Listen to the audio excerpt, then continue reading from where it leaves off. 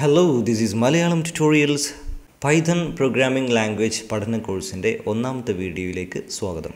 ഈ വീഡിയോയിൽ Python programming ലാംഗ്വേജും അതുമായി ബന്ധപ്പെട്ട അനുബന്ധ സോഫ്റ്റ്വെയറുകളും എങ്ങനെയാണ് ഇൻസ്റ്റാൾ ചെയ്യുന്നത് എന്നുള്ളതാണ് വിശദീകരിക്കുന്നത്. പൈത്തൺ ഉപയോഗിച്ചുകൊണ്ട് നമുക്ക് പ്രോഗ്രാമിംഗ് ചെയ്യണമെങ്കിൽ ആദ്യം പൈത്തൺ നമ്മുടെ സിസ്റ്റത്തിൽ ഇൻസ്റ്റാൾ ചെയ്തിരിക്കണം.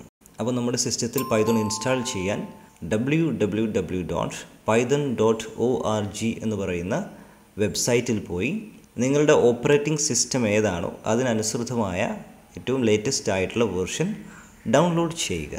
പൈത്തൺ ഡൗൺലോഡ് സെക്ഷനിൽ നിങ്ങൾക്ക് മറ്റു ഓപ്പറേറ്റിംഗ് സിസ്റ്റങ്ങളിലേക്ക് വേണ്ട വേർഷനുകളും കാണാവുന്നതാണ്. ഡൗൺലോഡ് ചെയ്ത് കഴിഞ്ഞ ഫയൽ ഉപയോഗിച്ചുകൊണ്ട് എങ്ങനെയാണ് പൈത്തൺ സിസ്റ്റത്തിൽ ഇൻസ്റ്റാൾ ചെയ്യുന്നതെന്ന് നോക്കാം. നമ്മൾ റൺ കൊടുത്ത് ഇൻസ്റ്റാളേഷൻ തുടങ്ങുന്നു. പൈത്തൺ ഇൻസ്റ്റാൾ ചെയ്യേണ്ട ലൊക്കേഷനാണ് ചോദിക്കുന്നത്. ഇപ്പോൾ നമ്മളവിടെ നേരത്തെ തന്നെ ഡീഫോൾട്ടായിട്ടുണ്ടാവുക സി പൈത്തൺ എന്ന് പറയുന്ന ഒരു ഡയറക്ടറിയാണ്. ആ ഡയറക്ടറിയിൽ തന്നെ നമുക്ക് ഇൻസ്റ്റാൾ ചെയ്യാം. ഇൻസ്റ്റലേഷൻ കംപ്ലീറ്റ് ചെയ്ത് കഴിഞ്ഞാൽ സിസ്റ്റം റീസ്റ്റാർട്ട് ചെയ്യണമോ എന്നുള്ള ചോദ്യം ഉണ്ടാകും. പിന്നീട് നമുക്ക് റീസ്റ്റാർട്ട് ചെയ്യാവുന്നതാണ്. സി ഡ്രൈവിൽ പോയി കഴിഞ്ഞാൽ പൈത്തൺ 3.4 എന്ന് പറയുന്ന ഒരു ഡയറക്ടറി കാണാം. അതിനുള്ളിൽ നമ്മൾ ഇൻസ്റ്റാൾ ചെയ്തിട്ടുള്ള പൈത്തണുമായി ബന്ധപ്പെട്ട ഫയലുകളും നിങ്ങൾക്ക് കാണാം. അപ്പോൾ പൈത്തൺ എവിടെയാണ് സിസ്റ്റത്തിലുള്ളതെന്ന് ചോദിച്ചു കഴിഞ്ഞാൽ സി ഡ്രൈവിൽ പൈത്തൺ 3.4 എന്ന് പറയുന്ന നമ്മൾ നേരത്തെ ഇൻസ്റ്റാൾ ചെയ്യുമ്പോൾ സെറ്റ് ചെയ്ത അതേ സ്ഥലത്ത് തന്നെ ആയിരിക്കും.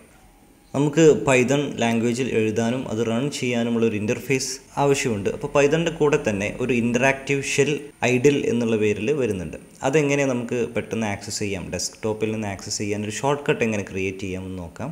അപ്പോൾ നമ്മുടെ പൈത്തൺ ഉള്ളത് സി ഡ്രൈവിൽ പൈത്തൺ 3.4 എന്ന് പറയുന്ന ഈ ഫോൾഡറിനുള്ളിലാണ്. നിങ്ങളുടെ പൈത്തണിൻ്റെ വേർഷൻ അനുസരിച്ച് ഫോൾഡറിൻ്റെ പേരിൽ ചെറിയ വ്യത്യാസം ഉണ്ടാവും. അപ്പോൾ അതിനുള്ളിൽ പോവുക. അതിനുള്ളിൽ LIB എന്ന് പറയുന്ന ലൈബ്രറി ഫോൾഡറിൽ പോവുക.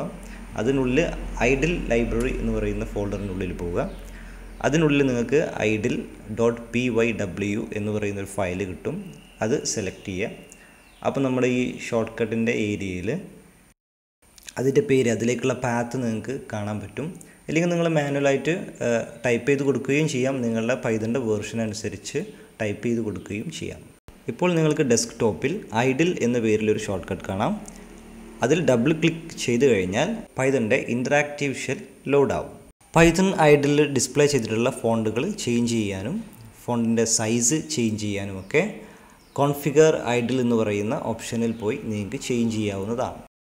ഒരു സാമ്പിൾ എന്നുള്ള നിലക്ക് ഒരു ചെറിയ കമാൻഡ് നമുക്ക് ടെസ്റ്റ് ചെയ്ത് നോക്കാം. അപ്പോൾ നമ്മുടെ ഷെല്ലിൽ നമ്മൾ ആദ്യമായി ടൈപ്പ് ചെയ്യുകയാണ് പ്രിൻറ്റ്, അതിനുശേഷം ഒരു പാരന്തസിസ്, കർവ് ബ്രാക്കറ്റ്സ്, ആ ബ്രാക്കറ്റിനകത്ത് സിംഗിൾ കൊട്ടേഷനുള്ളിൽ നമ്മൾ ടൈപ്പ് ചെയ്യുകയാണ് ഹലോ വേൾഡ്. പൊതുവേ അതൊരു ട്രഡീഷനാണ്. ആദ്യത്തെ ഒരു ടെസ്റ്റ് ഇങ്ങനെയായിരിക്കും. അപ്പോൾ ഹലോ വേൾഡ് എന്ന് പ്രിൻറ്റ് ചെയ്തതിന് ശേഷം എൻ്റർ ചെയ്ത് കഴിഞ്ഞാൽ ഹലോ വേൾഡ് എന്ന് ഷെല്ലിനകത്ത് നിന്ന് തിരിച്ച് ഇങ്ങോട്ട് തന്നെ പ്രിൻ്റ് ചെയ്ത് നമുക്ക് കിട്ടും. അഥവാ ഹലോ വേൾഡ് പ്രിൻ്റ് ചെയ്യാനാണ് നമ്മൾ ആവശ്യപ്പെട്ടത്. ആ പ്രിൻ്റ് ചെയ്തുകൊണ്ട് ഷെല്ല് തിരിച്ച് നമ്മുടെ റിസൾട്ടും നമുക്ക് കാണിച്ചു തരുന്നുണ്ട്. അതാണ് ഇൻ്ററാക്റ്റീവ് ഷെല്ലിൻ്റെ പ്രത്യേകത. ഹലോ വേൾഡ് എന്നുള്ളതിന് പകരം നിങ്ങൾക്ക് മറ്റെന്തും ടൈപ്പ് ചെയ്യാം. ഒരു കൊട്ടേഷൻ മാർക്കിനുള്ളിൽ പ്രിൻറ്റ് മൈ നെയിം എന്നാണ് നമ്മൾ കൊടുക്കുന്നതെങ്കിൽ മൈ നെയിം എന്ന് ഷെല്ലിൽ തിരിച്ച് നമുക്ക് പ്രിൻ്റ് ചെയ്ത് കിട്ടും. ഓക്കെ, അപ്പോൾ ഇത് നമുക്ക് ചില കമാൻഡുകളും മറ്റുമൊക്കെ ടെസ്റ്റ് ചെയ്ത് നോക്കാൻ പറ്റുന്ന ഒരു ഷെല്ലാണ്. ലൈവായിട്ട് അടിച്ച് നോക്കുക, അതിൻ്റെ റിസൾട്ട് എങ്ങനെയായിരിക്കും എന്നുള്ളതൊക്കെ ടെസ്റ്റ് ചെയ്യാൻ പറ്റുന്നൊരു ഷെല്ലാണിത്. നമ്മൾ വലിയ പ്രോഗ്രാമുകളൊക്കെ നമ്മൾ എഴുതുമ്പോൾ, കോഡ് ചെയ്യുമ്പോൾ ഇത് നമുക്ക് തികയാതെ വരും. അപ്പോൾ നമ്മൾ അതിനു വേണ്ടി അതിനായി തയ്യാറാക്കപ്പെട്ട കുറേ സോഫ്റ്റ്വെയറുകൾ അവൈലബിൾ ആണ്. അപ്പോൾ അതിലൊന്ന് പൈത്തൺ ഉപയോഗിച്ചുകൊണ്ട് നമുക്ക് വലിയ പ്രോഗ്രാമുകൾ ചെയ്യാൻ സാധിക്കുന്ന ഒരു എഡിറ്ററാണ് Pycharm. ഗൂഗിളിൽ നിങ്ങൾ Pycharm എന്ന് സെർച്ച് ചെയ്യുക. ആദ്യം വരുന്ന റിസൾട്ട് JetBrains-ൻ്റെ വെബ്സൈറ്റിൽ പോവുക. The most intelligent Python IDE എന്ന് പറഞ്ഞു കഴിഞ്ഞാൽ ഇൻറ്റഗ്രേറ്റഡ് ഡെവലപ്മെൻറ്റ് എൻവയോൺമെൻറ്റ് എന്നുള്ളതാണ്. അപ്പോൾ കോഡിങ്ങിന് വേണ്ടി തയ്യാറാക്കപ്പെട്ടിട്ടുള്ള പ്രത്യേകമായ ചില ടെക്സ്റ്റ് എഡിറ്റർ പ്രോഗ്രാമുകളെന്ന് സിമ്പിളായിട്ട് പറയാം. പ്രൊഫഷണൽ എഡിഷൻ 30 ദിവസത്തെ ട്രയൽ നമുക്ക് ഫ്രീ ആയിട്ട് ഉപയോഗിച്ച് നോക്കാം. അതേസമയം അപ്പുറത്ത് കമ്മ്യൂണിറ്റി എഡിഷൻ എന്നുള്ളത് നിങ്ങൾക്ക് കാണാം. അത് ഫ്രീ ആണ്. അപ്പോൾ നമ്മൾ ഫ്രീ ആയിട്ടുള്ള വേർഷനാണ് ഉപയോഗിക്കുന്നത്. ഡൗൺലോഡ് ചെയ്യുക. നേരത്തെ തന്നെ ഞാനത് ഡൗൺലോഡ് ചെയ്ത് വെച്ചിട്ടുണ്ട്. നമുക്ക് ഇൻസ്റ്റാൾ ചെയ്ത് നോക്കാം.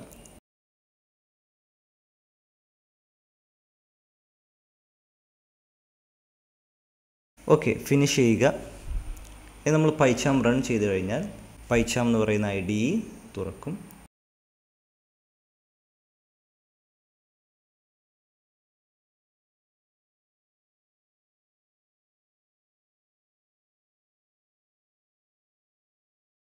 നിങ്ങളുടെ IDEയുടെ പൈച്ചാമിൻ്റെ ഒരു തീം, അതിൻ്റെ യൂസർ ഇൻ്റർഫേസ് ഏത് തീമിലാണ് ഡിസ്പ്ലേ ചെയ്യപ്പെടേണ്ടത് എന്നുള്ളത് അവിടെ ഒരു പ്രിവ്യൂ കാണാം. അപ്പോൾ നിങ്ങൾക്ക് ഇഷ്ടമുള്ളതൊന്ന് സെലക്ട് ചെയ്യാം. വിൻഡോസ്, ഡ്രാക്കുള, ഇൻ്റലിജെ എന്നൊക്കെ അവിടെ കാണാം. ഇനി പൈച്ചാം റീസ്റ്റാർട്ട് ചെയ്യാൻ ചോദിക്കുന്നുണ്ട്. പൈച്ചാം റീസ്റ്റാർട്ട് ചെയ്യുക.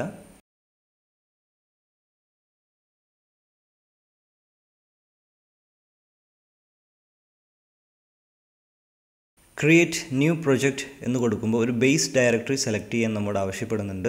അപ്പോൾ നമ്മൾ നമ്മുടെ സിസ്റ്റത്തിൽ എവിടെയെങ്കിലും നമ്മുടെ പൈതൺ പ്രോഗ്രാമിങ്ങുകളൊക്കെ നമുക്ക് എഴുതാനും സൂക്ഷിച്ചു വെക്കാനും ഒരു ഡയറക്ടറി വേണമല്ലോ.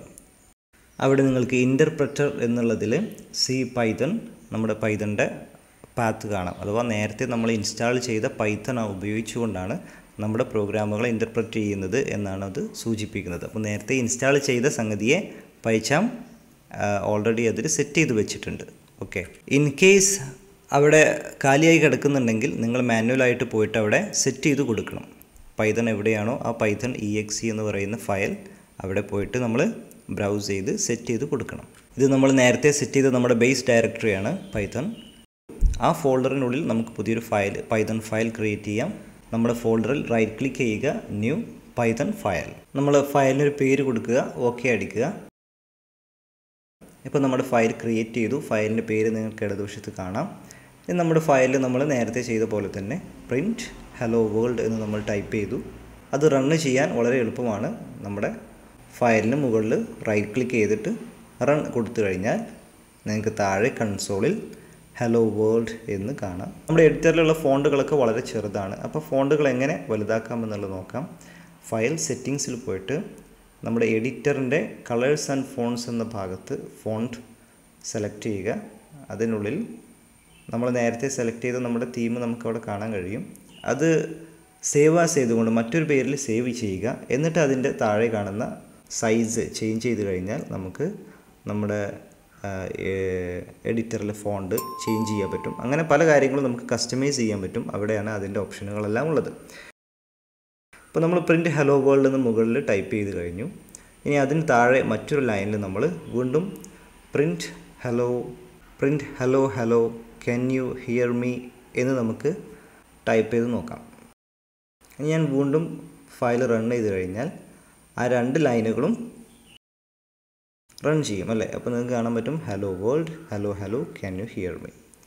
നമുക്ക് കൂടുതൽ കമാൻഡുകൾ ഇതേപോലെ കൊടുക്കാം. Print this is my first Python programme. ഇനി നമ്മൾ ഇവിടെ തന്നെ പോയി റൺ ചെയ്യണമെന്നില്ല. നമ്മുടെ സ്ക്രീനിൻ്റെ വലതുവശത്ത് നമുക്ക് റൺ ചെയ്യാനുള്ളൊരു ബട്ടൺ കാണാവുന്നതാണ്. അവിടെയും നിങ്ങൾക്ക് പ്രസ് ചെയ്തുകൊണ്ട് നമ്മുടെ പ്രോഗ്രാം റൺ ചെയ്യാം. So that's all in this video. അടുത്ത വീഡിയോയിൽ നമുക്ക് പൈത്തൺ വിശദമായി പഠിച്ചു തുടങ്ങാം. Good bye.